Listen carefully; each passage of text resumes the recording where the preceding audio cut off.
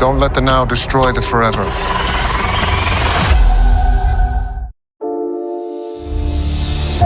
One filmmaker has always been ahead of his time. Time, stop!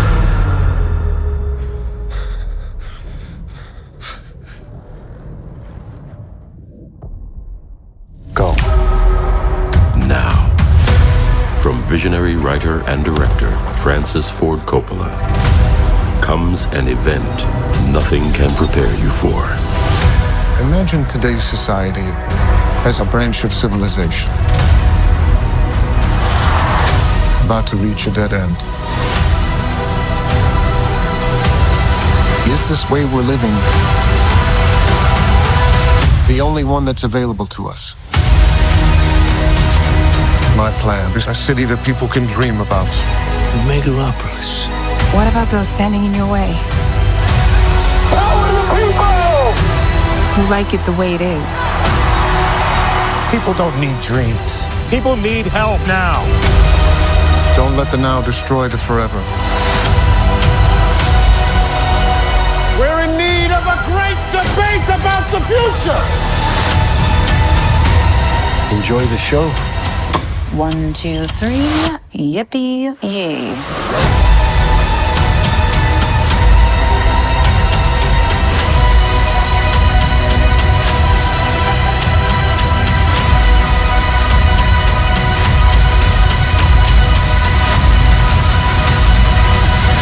There's still so much to accomplish, but is there time?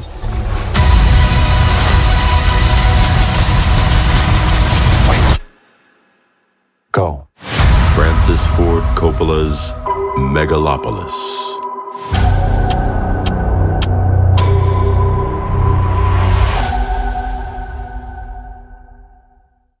Boom, there you go. That was a trailer for Megalopolis in theaters right now. I'm QEP, this Nerds Rule the World. Joining me to talk all things Megalopolis and give our review is my pal from Screen Comment, Film Threat, and the Movie Review, Mr. Anthony Francis. How are you, sir? Doing great. Glad to be back. Always a pleasure to chat with you, sir. This movie has been out, I think, probably a couple weeks now, and I'm late as hell getting my review out.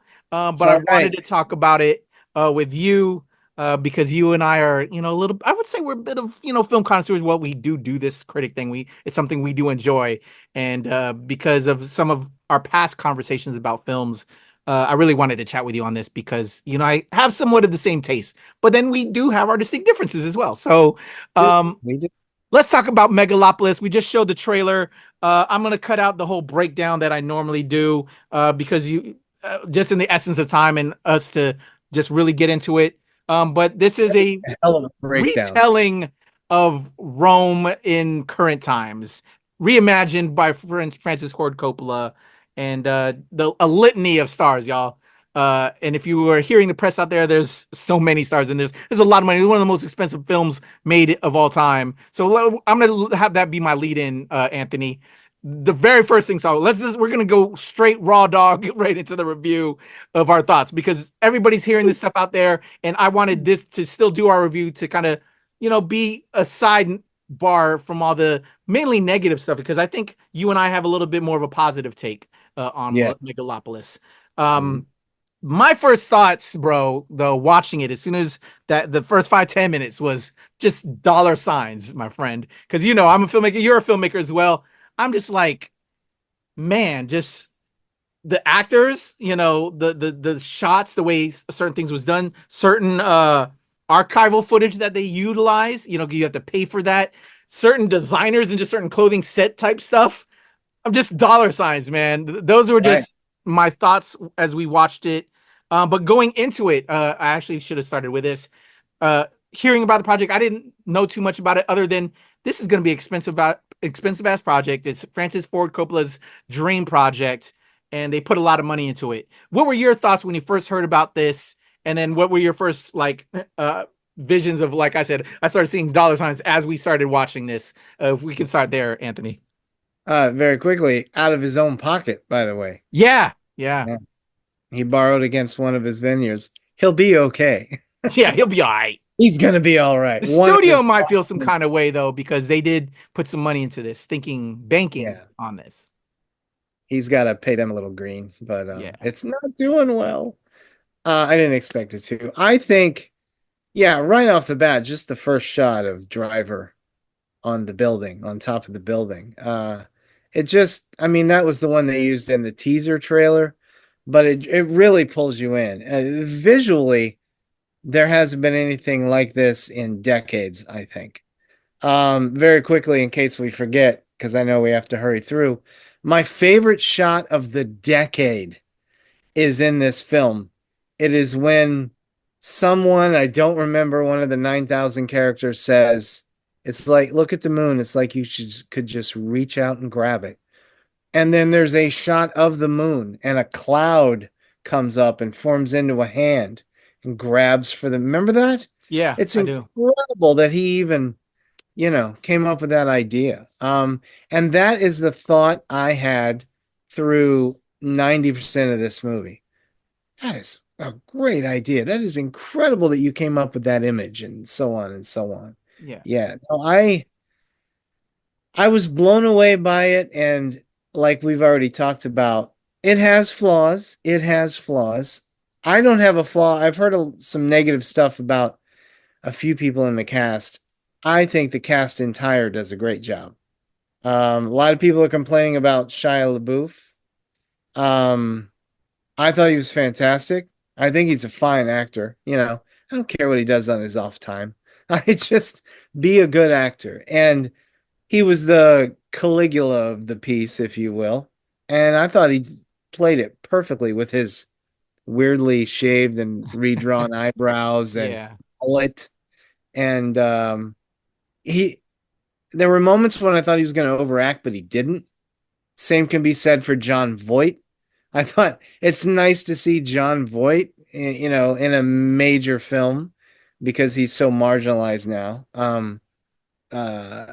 It's a weird performance, but I loved it. But yeah, I mean, there's so much to say. I don't know. I don't know how. Well, were you really looking forward to this in the lead up to its final release? Yeah, I was so looking forward to this film. I'm a huge Coppola fan, and Okay.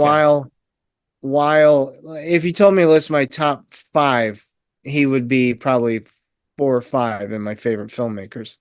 Um, I yeah, he hasn't been on his game in years. Not to say that he hasn't made good films, Mhm. but he hasn't really done anything. When you hear the word Francis Ford Coppola, you think big stuff, and he Yeah. hasn't done anything like that. But he's done some great movies over the years. This, yeah, I was anxiously awaiting this. I was following it, every article I could find, Yeah. every buzz. I was very excited. This was my Star Wars this year. Oh wow. Like, because I'm a big Star Wars fan. I think you are too. I can't remember, but this is like when we heard The Force Awakens is coming out next month. I was really geeked for this, knowing that it could be, and it is, a little overindulgent at times. Yeah. But isn't that what we want? Yeah. You know? It's kind of like a vanity project, his dream project. He will indulge in it, and so that's to be expected, right? Yeah. So for me, I was hearing, the press, about all this and the money, and that was like, let I'm hearing it, but well, let's see what the product does. Let's see what we do for our arts, right? As a creative, we will do everything for our art. And as like I said, I was watching it like dollar signs, and just the overindulgence is there, but just you cannot deny this man knows how to frame his shots, set his shots. Man. His actors that he has cast are phenomenal. Like you said, there's some, Shia, all that stuff out there. I try to separate, the art from the people, because like I like some R. Kelly music, but he is an evil person. I like some Puff Daddy Diddy, but he's an evil person. There's John Voight. He's problematic. Shia LaBeouf is problematic, but I can change. Sometimes I can turn that knob and just, focus.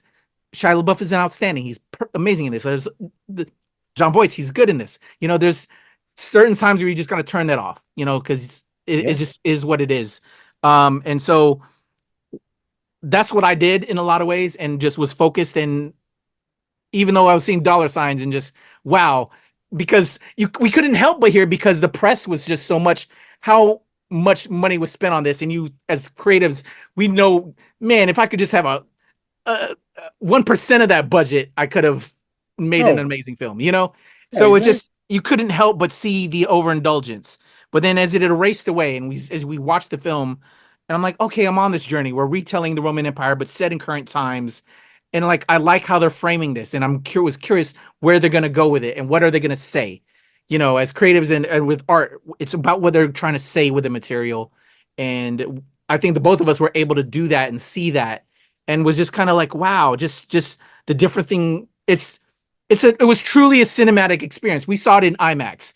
3D audio Yeah. just was, I was like, wow. One of my Incredible. thoughts was like, I don't think I would be able to get the same experience at home. And I have an amazing setup, but this is super dope.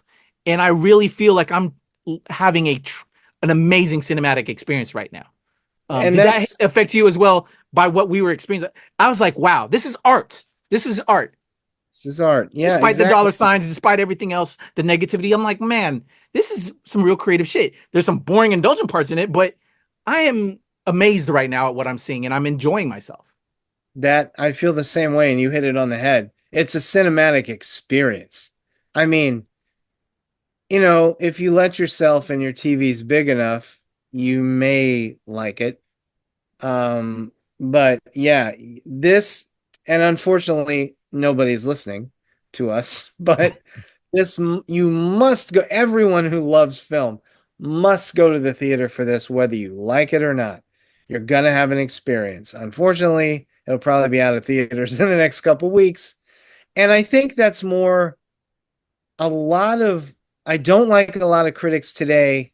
I like us, but no, I don't like a lot of critics who, you know, their headline for their review is, oh, Coppola's, you know, self-indulgent. You know, don't say that. And and everybody was concentrating on the money he spent on it. Yeah. And oh my God, he's gonna lose money.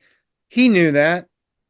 He said in the Q&A prior that he doesn't expect everyone to embrace this thing, and he made it for himself. And I like that. And if anyone is overindulgent and swings for the fences and gives us something that we may not like or we may love, or something confounding for most audience members, let it be the Coppolas, the Scorseses, the Spike Lees, you know, not Lee, but Scorsese, Coppola, Clint Eastwood, even though he doesn't do self-indulgent stuff, they're not going to be around very much longer. I mean, you know, he said he has 2 more lined up. Man, he said, and the second one will be his final movie. Like, I hope you live that long. He's 86. Yeah. I mean, I hope he can. I hope he does an Eastwood. Eastwood's 94 or 5, but let it be filmmakers like this. That's what we want. That's what we should want. Yes, I want to see where they go with Captain America. I want to see the next Terrifier. But I also want to balance that out with films like this, or at least Yes. filmmakers like this, giving us something. And he set out to, I won't say like never before, but do a movie that, or construct a movie that, something that we haven't seen in years, maybe decades. And that's true. There is so much, you said it, art in the creation of this film, that whether you love it or hate it or whatever you think of it, you will never forget it. You will never forget what you saw. And I have some problems with it, but they don't take away, you know, from my thumbs up review of it. I think it's fascinating. For me, it could be his best film since, I don't know what, a long time. But no, I just think that you'll never forget this experience. You said it. It's a cinematic experience. I think we all said it in our reviews. Yeah. It's a cinematic experience. One of my gripes, movies aren't, with the exception of Marvel movies aren't cinematic anymore. And he's old school. So he mixed his old school ways with new technology, and I think really created something special. Definitely. Completely agree. Yeah, it was art, and I was inspired, and you know, as a creative, you want to be inspired, and Yeah. like you said, and memorable shots. That's what this delivered. And it's long. It is long, and again, like you said, we both have our gripes with it.